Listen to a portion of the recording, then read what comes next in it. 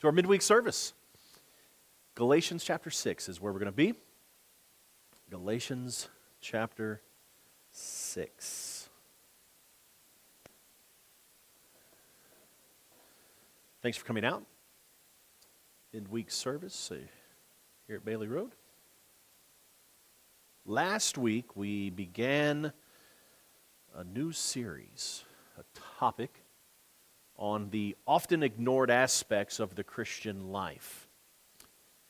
When we say often ignored, most of the time these things are ignored because they are mostly misunderstood. Have you ever noticed that when we don't understand something, we just give up and don't give it any attention whatsoever because we don't understand it? And so why try? If you remember when you were going through school, if you came across something difficult, that's usually the response that's given is, I don't understand this, I don't want to.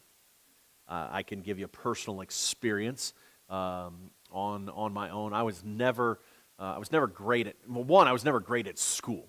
And so therefore, I struggled through school. I mean, it was, I had to work really hard to get a B, and had to work really, really hard, or the class had to be really easy to get an A. How many of you can identify with that, maybe? Well, out of all of the subjects, I had two that were worse than others, and you'll notice how some of these go together within this. So typically you have history and English or grammar and composition. Those usually will go together in the academic world. Then you have science and math. Science and math were my struggle. They were my kryptonite. They were my, I don't get this, and just threw everything for a loop. I remember my freshman year of high school, I took pre-algebra. Now, I understand today, now again, I went to school in the 90s. I understand today they start pre-algebra in like 5th grade. And that may be a little bit of an exaggeration, but I do believe they start pre-algebra in junior high school. So here I am in high school, I'm taking pre-algebra, and they did something, if you've ever taken algebra, they did something in math that should never be done. It just threw me for an entire loop, and they threw in letters with the numbers. And Miss Alice, I just didn't know how to add A plus B or 7 plus A. I didn't get it.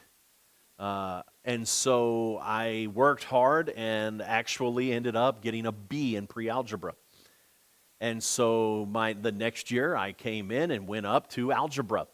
And algebra was not, I mean, it was sort of like pre-algebra, but it wasn't anything like pre-algebra because I struggled. And I struggled.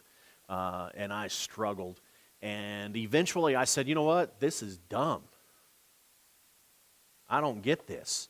I don't understand. And you know what, Miss Emily? I gave up. And so I took algebra my second year, and then my third year I took algebra again. Because that's what happens when you give up, you fail. How many of you know that? When you give up, you fail. And so I failed algebra, so I had to take algebra again. And because I didn't understand it. And you know what? It was actually easier the second time. No, not to fail. Not to fail. It was easier to understand the algebra. And I finally got it. And I don't remember my exact grade, but I think I passed. It was either a B or a C. But I passed. And the next year, so I had 1 year left, one final year, they said, you still have to take a math class. I'm like, oh, man. And so they told me, they said, well, here are your options. You can take geometry. And I'm like, okay, now you're going to throw shapes in with letters and numbers. That's what I was picturing anyway. They said, you can take geometry or you can take consumer math. And I said, sign me up for consumer math. Because you know what consumer math was? It was addition and subtraction and how to write a check. You know how to write a check, Lily? Kind of. At least you know what a check is.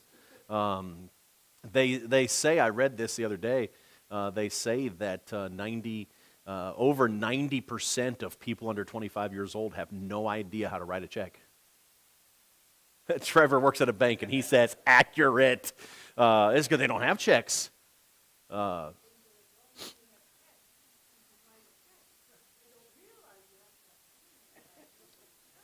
Wait, you have to have money in the bank to write the check? This is news. This is news to some people.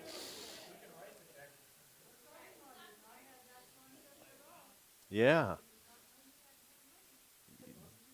As long as you have checks, you're good to go. Is that how it works, Brother Burrell? No, not at all. But my senior year, I took consumer math. I got a B plus in consumer math. It was easy.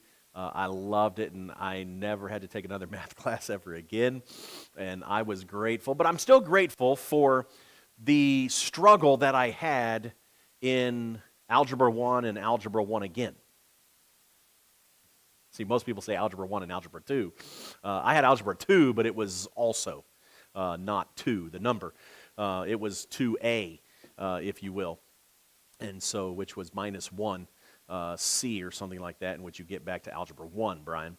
But I struggled through it, and I appreciated this struggle because, again, it challenged me, but I learned through the fact that just because something is hard and just because something is hard to understand doesn't mean you have to quit and be done with it when you can go through. And the Christian life is often the same way. When people ask, or I ask folks, as we talk about Bible reading and Bible study, they will often say things like, well, I don't understand it. And so because I don't understand it, I don't read it. And here's what I try to encourage people, especially in reading, read it again. And then read it again. And then read it again. And if you don't understand it, you know what? You can always find somebody who does. But we don't like to ask questions, do we?